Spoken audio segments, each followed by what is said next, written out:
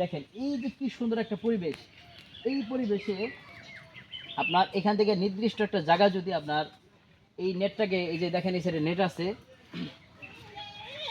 এই নেটটাকে যদি আপনার কমপক্ষে 12 ফিট পর্যন্ত দেওয়া হয়, এরপরে অর্থাৎ যেখানে মুরগি থাকবে, মাংসের মুরগি চতুর্দিকে নেট থাকবে, উপর দিয়েও ঢাকা থাকবে।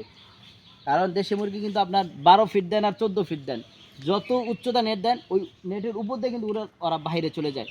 বাইরে চলে গেলে কি হবে, আপনার গ্রামের যে অন্য সব মুরগি আছে সেই মুরগির সঙ্গে মিশবে, মিশার ফলে ওই মুরগিগুলো কিন্তু রানীক্ষেত ভ্যাকসিন করা থাকে না।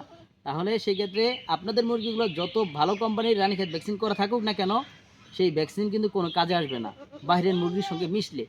বাইরের মুরগির সঙ্গে যেন মিশতে না পারে, এই জন্যই আপনাদের এই সিকিউরিটিটা মুরগিকে দিতে হবে। তাহলে ইনশাল্লাহ আপনারা মাংসের মুরগি পেলে কিন্তু ভালো একটা লাভবান হতে পারবেন।